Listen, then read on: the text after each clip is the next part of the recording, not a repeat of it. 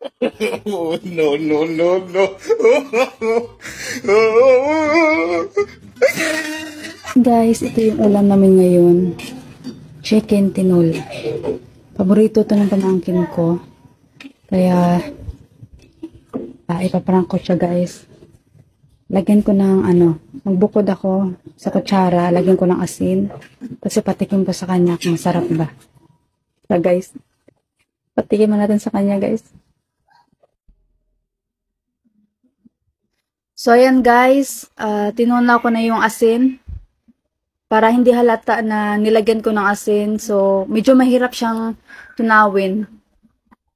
Tikman naman itong niluto kung masarap ba.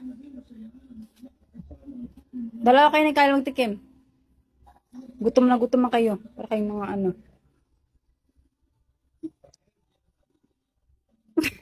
Masarap.